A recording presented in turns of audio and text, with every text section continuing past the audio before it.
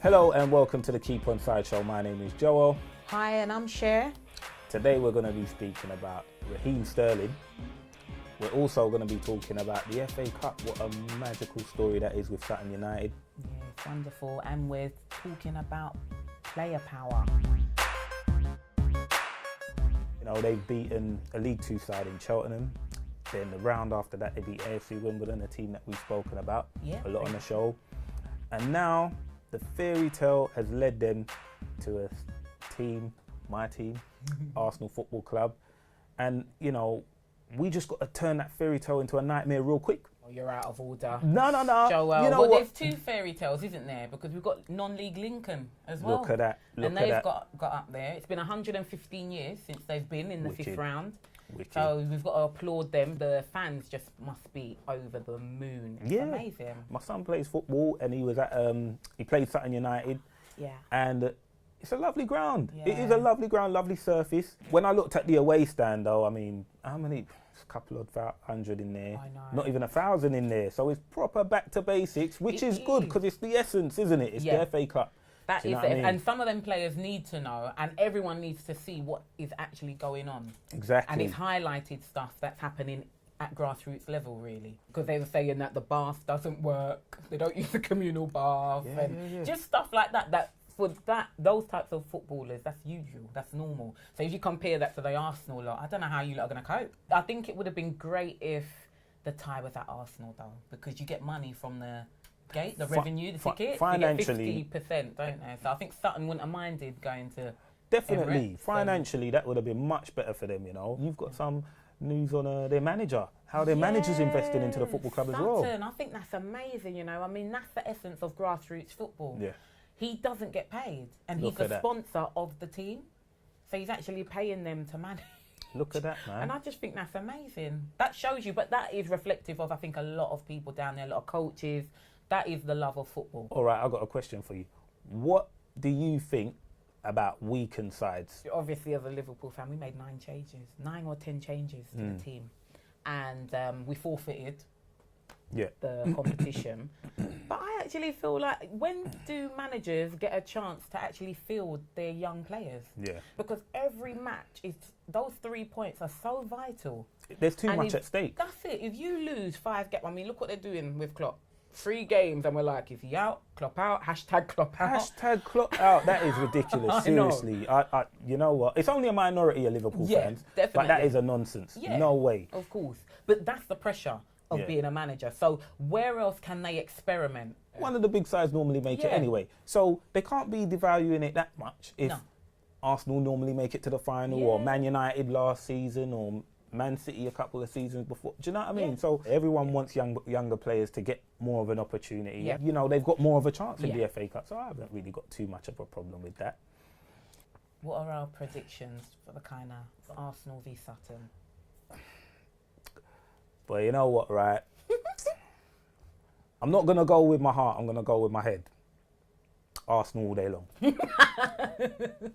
What can I say? But you know what, right? The next round, because all the so-called big sides have got like away ties at lower league opposition. Yeah.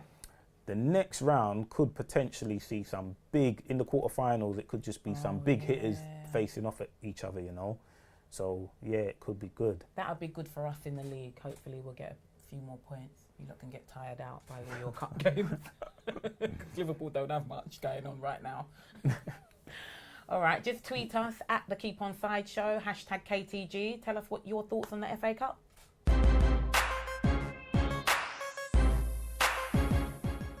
We're lucky enough to, you know, have a little connections with footballers. We speak to footballers, so sometimes we hear things, we hear the other side of the story. Because all the public are hearing is the club side. They're not really hearing Taitte's side.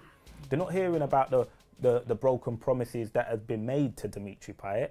I mean, he's come out and said he's homesick because his family and everything, they've gone back there. But then what is the point of a contract then? We all get homesick. I mean, if you've got to go and work in Wales or anywhere, New York, for a 1-year contract, you just have to work there for a year. France ain't even that far. It's like an hour. No, that's very true. Like, there's some people that commute to France. definitely. I don't understand. I'm so confused. I think there's something else and it's going to come out in a book, maybe years, because I think it is a liberty for him to go on strike. For him to just sit down, didn't he? He sat down. That was the photo, weren't it? He's just sitting there like, no, I'm not playing. And a lot of the times, what people read in the papers and the tabloids, they don't question. So that is it. Do you know what I mean? If they say, listen, he said I'm going on strike and what have you, that's it. If West Ham was doing better, do you think he would be homesick? That's true. He's jumped ship. I think they were going through and he just thought, this wasn't what was promised to me. I thought we'd have other players here or bigger players here, or I thought we'd be doing, they moved to the new stadium. He's given a lot to West Ham, but I think he actually got quite a bit out of it because he's back in the national squad. Yeah. Players are commodities, and at the end of the day, right, they've got to protect themselves because when that club wants to get rid of them, they get rid of him. Leonardo Ulloa. Now, what I'm saying is he's threatened to go on strike. I think it's come out recently that he's not actually going to strike anymore. Okay. He's probably thinking, well, I might as well. It's no different from me going on strike because it's not like I'm playing football. If you allow players to just strike, then where does it stop? I mean, it's happened before, though. Berbatov done it at Spurs with Man U. Yeah. Even Paul Scholes in 2001 done it, little Paul Scholes. Exactly, and you'd never hear about that, so do you know what I mean? It wasn't a move, I think he just refused to play because they left him out of a Liverpool clash. Look at that. And he just got a bit upset, so the next league game he was like, he's not playing. Right. That's Paul Scholes, man. Gallas done it for Chelsea. Yeah. He didn't go on the pre-season training. Threatened to score an own goal. That's deep. You took it a bit too far there, Galaxy. He was homesick when he was here, but then when obviously China got all the millions, weren't homesick no more, so he went over there. I understand from the footballer's point of view, but from a fan point of view, you want to know, well, if it's, you've got some get-out clauses in contracts, but if it's a 3-year contract, I want to see you for 3 years. I want you to help us. I want you to be there. And, 29 is not old for Taitte. They had a piece about him going into Poundland just like last month. It was actually 2014 he went into Poundland and took a photo with a fan. And they made it a piece like, how can he be earning so much money and can't he afford anything better than that? But then you have the headline where he's bought a gold-plated sink. Yeah. Or God forbid, he bought his mum a house. Yeah. You don't know whether he's flossing. You don't know whether he's a cheapskate. You don't know whether he's lavish, frivolous. You just don't know because every other week, every other day, it's a different story. And it's been going on for years, Joel, because it started when he went to Liverpool from QPR and he was only a young boy then. And it started with him having 4 kids. Look at he had about 2 or 3 baby mothers and he had 4 kids. And then he came from a gun-filled slum in Jamaica. Yep. That's what that was from The Sun.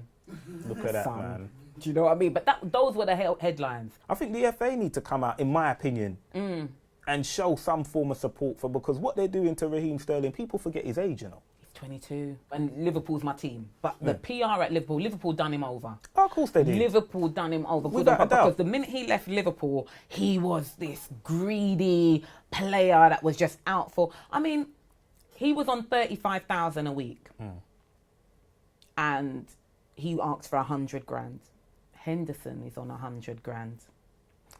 Put it this way. So I actually think Raheem's worth it. Listen. 100 grand. So if you're not going to pay him, he's gone. When you're negotiating a deal, right? You're negotiating a deal with a football player. What club brings out that they've offered you the figures? I know. What club does that? Do you know what I mean? You're negotiating with a player. It's like us negotiating with Alexis Sanchez and saying, well, we're negotiating. We gave him £250,000 a week. That's our offer. So, let's just see whether he accepts or not. Every member of Joe Public is looking at that 250 grand a week and thinking, how the hell can you turn that down? No. Do you know what I mean? You're looking and thinking, what? You're turning down 30? I'm not even getting 20 grand a year and you're turning down that in a week. But you know what people forget is how he was run ragged before they made that offer. Because remember, he was the team for some stage. He was just running up and down for Liverpool. There was no Suarez had gone. It was like, who's going to be there to support him? Yeah. You're not making any guarantees of who you're going to buy in. So he's just playing. Brendan said he was one of the best young players in the world. One of the best young players in the world. Look at that. And he just wanted to be paid accordingly. That's it, you know. It wasn't because Rooney was young and Rooney got the big offer. In 2004, Rooney was 18. He handed in a transfer request to Manchester United, and in 2004, Everton offered him 50 grand a week. And that's 2004. That's 2004. Now, when Wayne Rooney went to Manchester United, I didn't hear it was for the money. No. I didn't hear he was greedy, and I didn't see fans all over the country booing Wayne Rooney. All right, he gets a little bit of flack now. Yeah. Of course he does. And I don't agree with that either. But I didn't see this big campaign against Wayne Rooney when he was 21, running up and down for Man United when he was 22. I don't see a campaign against John Stones. I've got nothing against John Stones. He's rubbish, though. John Stones is rubbish. Let me tell you, Well, the only difference... No, but what I would say... No, the errors... Oh, beyond belief. You know, John Stone is the second most expensive defender in the world. Yeah. Same age as Raheem Sterling. Look at that. Same age, 22, 47.5 million. The guy flops about and makes continuous errors at the back. All the time, whenever he plays. When he went to Man City, it wasn't like, oh, he's gone for the money. It was he's ambitious. He wants to go further in his career. Yeah. You know, he wants to win trophies. He wants to play with the best players. We're not looking at how much he spends, or we're not scrutinising his wage. The only difference, let me tell you what it is. Raheem Sterling is young, and he's black, and he's got a lot of money. That's it. And that's what they don't like. That's it. Because I can't see any... Luke Shaw, you got them, they're young and they got a lot of money, and they're not even of the calibre of Raheem Sterling. Raheem Sterling debuted for England and scored 2012. Look at that. He's played, like, he's done his dues. For a 22-year-old, he's actually our England hope. He's 22. Yeah. We've got 2 more World Cups in him. We should be pampering him. He should be our golden boy. We should be just like sending him flowers every month. Yeah. Sending his woman flowers every month. Yeah. No, honestly. No, seriously. Because that's going to affect his game. And we're treating him, how can he just he gets booed by his own fans. By his own fans. They don't boo John Stones. Why are you booing Raheem Sterling? John Stones handed in a transfer request, and you know what Roberto Martinez said? Oh, we didn't mean it. Imagine that. He handed in. Now, what I'm saying is, Raheem Sterling can't even hand in a transfer request in his local bank. He can't Without us knowing. Do you know what I mean? He can't even do that. I just don't get it. Well, I do. Yeah.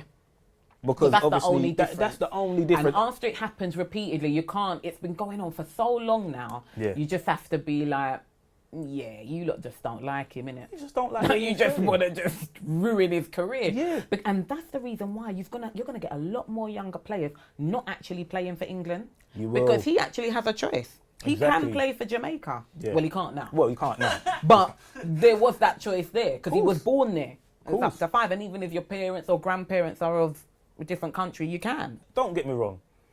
If I see Raheem Sterling getting booed by Liverpool fans, I ain't gonna say nothing. He left Liverpool. I ain't gonna moan. You know what I mean? I'm gonna be like, boy, they're vexed, innit? You left them. You know what I mean? You got Van Persie come to Arsenal, we're booing him. Yeah. Nasri, we're booing him. Do you know what I mean? So I ain't really gonna make up no noise if Liverpool boo Raheem. But when I see Raheem playing for Manchester City and he could be playing against Bournemouth and they're booing him. Yeah, it's ridiculous. No, he was player of the month in August. Look at that. 2 goals and an assist. Look at we could actually carry on. This could just go on because he's done so well. Because he is young, he's 22, so he does make mistakes. You know, he's sometimes on the ball. You know, he gets barged off. You know, they say he's not the strongest player in that respect. If you nurture him, imagine the player that he could be 26, 27. You want a good England team, don't you? Yeah. Nurture your English players. Yeah, man. Don't tell me about Iceland. Poundland. Yeah. I don't want to know. I don't want to know about that. I don't care if he buys a gold sink. He should do. He's earning a lot of money every week. Man. Why not buy a gold sink? You got man down South London driving Bentleys. That's what I'm saying. If they can drive a Bentley, can't Raheem? Do you know what I mean? You can go Brixton High Street and see man driving a Bentley. Raheem can drive a Bentley. Do you know what I mean? We love Raheem. Of course we do, man. Big up Raheem. Stop the booing of Raheem. Definitely. This month is Football v Homophobia month. where tackling homophobia within the game, whether you're bisexual, lesbian, gay, transgender, the game should be open to you. And we interviewed Ashley Pitter, MBE, founder of Stonewall FC. Didn't you? You spoke to him. Lovely guy. As you said, football is for everybody. And check out the interview. So we're also going to have to do a massive shout out to Sol Campbell. Yeah. He's recently been appointed the assistant manager at Trinidad and Tobago. Apparently Henri convinced him. Henri's the assistant coach at Belgium. Yep. So I love it that old footballers, ex-footballers are getting back into football coaching. Obviously we've got Gerard at the academy. Yep. And it's good for Sol Campbell, but why did he have to go so far? I think he's got a wealth of experience. I think he was such a successful defender. I think he should have had many more England caps, but that's another story. He was brilliant. He kind of splits opinion, doesn't he, Sol Campbell? Was that because he done the Tottenham Arsenal thing, I think once you did that... Yeah, maybe, possibly. I'm just glad that he's kind of dipping his toes and he can help out Trinidad and Tobago. Definitely, and hopefully he has he has a good stint at it, and maybe we can see Sol Campbell over here, managing a football club over here. And, do you know what I mean?